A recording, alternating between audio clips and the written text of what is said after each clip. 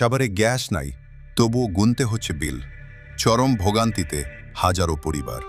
সাভারের বিস্তীর্ণ জনপদে দীর্ঘদিনের তীব্র গ্যাস সংকট এখন অসহনীয় পর্যায়ে পৌঁছেছে।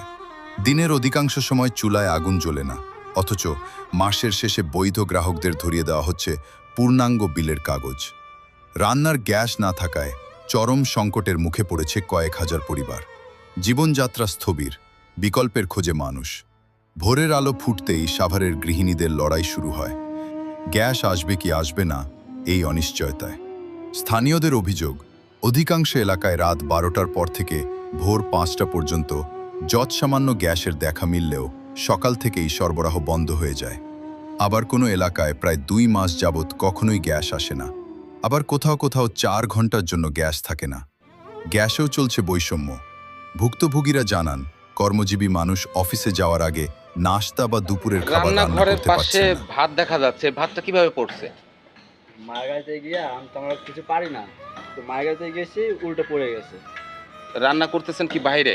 হ্যাঁ, বাইরে অনেক কিভাবে বৃষ্টির রান্না করেন? মধ্যে, কাদার মধ্যে এভাবে রান্না করতে হয়। আগুনটা ঠিক মতো জ্বলে না, আগুন জ্বালাইতে গেলে 1 ঘন্টা লেগে যায়। কিভাবে রান্না করেন বাইরে? বাইরে কি বৃষ্টির মধ্যে সবকিছু গোছায় গেছে না, এখানে উঠাই দেই, যে লাকড়িতে জাল দেই। আচ্ছা, বাধ্য লাকড়ি হয়ে দিয়ে। অনেক পরিবারকে বাইরের তৈরি খাবার, পাউরুটি বা শুকনো খাবারের ওপর নির্ভর করতে হচ্ছে। গ্যাস আসবে বলে আমরা অনেক কিছু টাকা দিলাম যে আসবে, পরে 3 দিন ছিল মাঝখানে, টোটাল একবার 1.5 মাস ধরে আমাদের বাসায় কোনো গ্যাস নেই। এখন বাধ্য হয়ে আমাদের এই যে মাটি চলে আপনি কয় তলায় থাকেন? আমি 2 তলায়।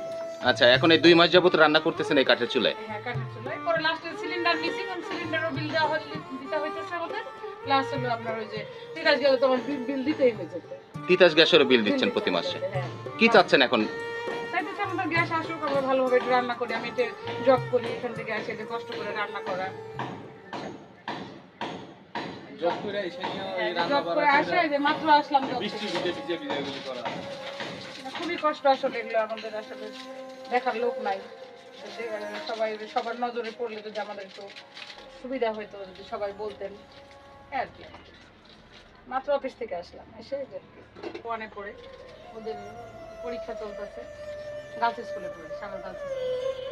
তাদেরকে ঠিকঠাক মতো মানে খাবার টাবার কষ্ট হইতেছে, দেওয়া তো সময় মতো দিতে পারতেছি না। আমার সকালে অনেক সকালে উঠা লাগে রান্না করার। মেন কথা হলো, আমি জীবনে কোনোদিন মাটির চুলা জ্বালাইনি, কোনোদিনও না। এখন যে বাধ্য হয়ে 1 ঘন্টা ধরে, আধা ঘন্টা ধরে, সেদিন আমি আধা ঘন্টা ধরে চুলা জ্বালাতেই পারি না। লাস্টে কাকা এসে আমার কেরোসিন তেল দিয়ে চলে গেল। আধা ঘন্টা আমি পুরো মানে এদিক দিতেছি ওদিক দিতেছি, আমি কখনো মাটির চুলা জ্বালাই না। আমাদের বাধ্য হয়ে কাজটা করতে হইতেছে, তাছাড়া উপায় নাই তো। আপনার একটা সিলিন্ডার হলো কয়দিন যায়? 15 দিনও যায় না একটা সিলিন্ডার ঠিক মতো রান্না করলে। বাচ্চাদের এই যে নুডলস রান্না করা, নাস্তা বলেন, একটু দুধ গরম করা, এগুলো আসলে দিতে পারতেছি না ঠিক মতো। রুটি বানাতে পারি না সকালবেলা, মাটির চুলা জ্বালানো কষ্ট অনেক। আর হইলেও অনেক সময় লাগে।